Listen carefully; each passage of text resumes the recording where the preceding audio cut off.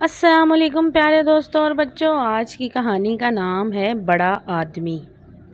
صدیوں پہلے کی بات ہے، اسلامی سلطنت کے صوبے افریقہ پر ایک بہت ہی بہادر اور شریف گورنر حکومت کرتا تھا۔ اس کا نام عبید اللہ بن حجاب تھا۔ ایک دن عبید اللہ بن حجاب اپنے دربار میں بیٹھے حکومت کے بڑے بڑے افسروں سے باتیں کر رہے تھے کہ ایک ایسا نوجوان دربار میں آیا جس نے پھٹے پرانے کپڑے پہن رکھے تھے، لیکن اس کے چہرے سے ظاہر ہوتا تھا کہ وہ کسی بہت اچھے خاندان سے تعلق رکھتا ہے۔ گورنر عبید اللہ بن حجاب نے اس نوجوان کو دیکھا تو وہ جلدی سے اٹھے اور نوجوان کو بہت عزت کے ساتھ اپنے پاس بٹھا لیا۔ اس وقت دربار میں گورنر کے بیٹے بھی موجود تھے۔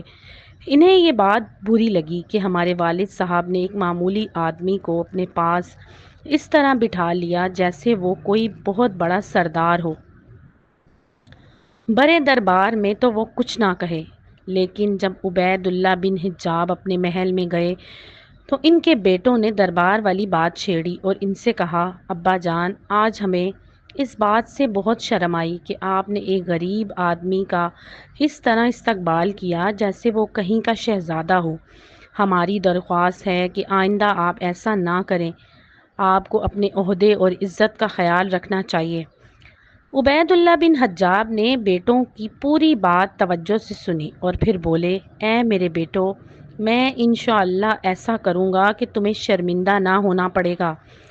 اس کے دوسرے دن عبید اللہ بن حجاب نے شہر کے تمام امیروں اور حکومت کے عہدے داروں کو دربار میں حاضر ہونے کا حکم دیا، اور جب سب لوگ اپنی اپنی جگہ بیٹھ گئے تو وہ اس نوجوان کو لے ہوئے دربار میں آئے۔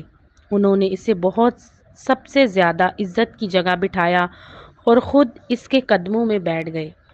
یہ دیکھ کر سب درباری حیران ہوئے۔ گورنر کے بیٹوں کا حال تو دیکھنے کے قابل تھا۔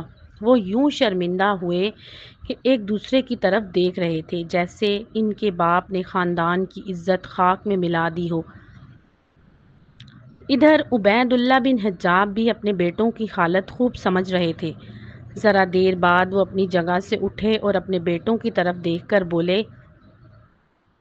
پیارے بیٹو، آج میں تمہیں تمہاری کل والی بات کا جواب دیتا ہوں کہ میں نے اس غریب نوجوان کو اس طرح عزت کیوں کی۔ سنو، اس نوجوان کا نام عقبہ ہے اور یہ اس خاندان کا ہے جو اس پورے علاقے پر حکومت کرتا تھا، جس کا آج میں حاکم ہوں۔ یہ حجاج بن یوسف کا بیٹا ہے۔ درباریوں نے یہ سنا تو سب عقبہ کی طرف عقیدت بھری نظروں سے دیکھنے لگے۔ عبداللہ بن حجاب کچھ دیر رک کر بولے، پیارے فرزندو، اب اس سے آگے بات سنو۔ جس زمانے میں حجاج بن یوسف کی قسمت کا ستارہ چمک رہا تھا، تمہارے خاندان کی حالت بہت خراب تھی۔ تمہارے دادا حجاج کے غلام تھے۔ حجاج بن یوسف کو ان کی حالت پر رحم آ گیا اور انہوں نے تمہارے دادا کو آزاد کر دیا۔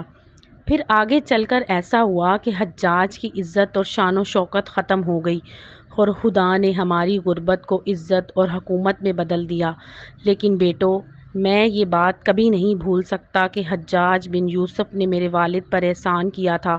اب تم ہی بتاؤ کہ میں اپنے محسن کے بیٹے کی عزت کیوں نہ کرتا اور اسے عزت کے ساتھ اپنے پاس کیوں نہ بٹھاتا۔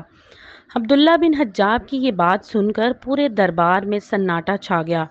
خاص طور پر ان کے بیٹے تو حیرت کی تصویر بنے ہوئے تھے۔ انہوں نے شرمندہ ہو کر سر جھکا لیے تھے۔ عبداللہ بن حجاب ذرا دیر رک کر بولے، بیٹو، ہمارے آقا اور اللہ کے سچے رسول حضرت محمد صلی اللہ علیہ وآلہ وسلم کا ارشاد ہے، جو شخص اپنے خاندان کو معمولی سمجھ کر کسی اور خاندان سے رشتہ جوڑتا ہے اور جو شخص اپنے محسن کے احسان کو بلا دیتا ہے، وہ بہت برا ہے۔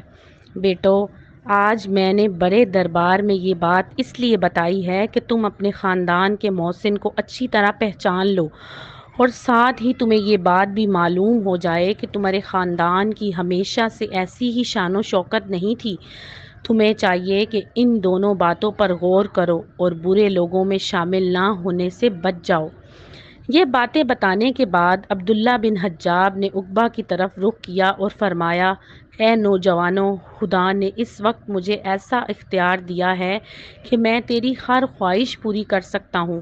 تو مجھے بتا کہ میں تیری کیا خدمت کر سکتا ہوں؟ نوجوان نے پہلے تو عبداللہ بن حجاب کے اس اچھے سلوک کا شکریہ ادا کیا اور پھر کہا، حضرت، میں صرف یہ چاہتا ہوں کہ آپ مجھے کوئی عہدہ دے دیں۔ میں اپنی باقی کی زندگی وہیں گزارنا چاہتا ہوں۔ اس زمانے میں مسلمانوں کی سلطنت اتنی بڑی تھی کہ یورپ کا یہ ملک، جسے عرب اندریس کہتے ہیں، جسے اب اسپین کہا جاتا ہے، اس سلطنت میں شامل تھا۔ گورنر عبداللہ بن حجاب نے عقبہ کو ایک بہت بڑا عہدہ دے کر اسی دن اندریس بھجوا دیا۔ اس واقعے کو ہزاروں سال سے زیادہ گزر چکے ہیں، لیکن عبداللہ بن حجاب کی شرافت اور احسان مندی کی بات آج بھی تازہ ہے اور قیامت تک اسی طرح تازہ رہے گی۔ تو دوستو، اگر آپ کو یہ کہانی پسند آئے تو میرے چینل کو لائک اور سبسکرائب ضرور کیجیے گا۔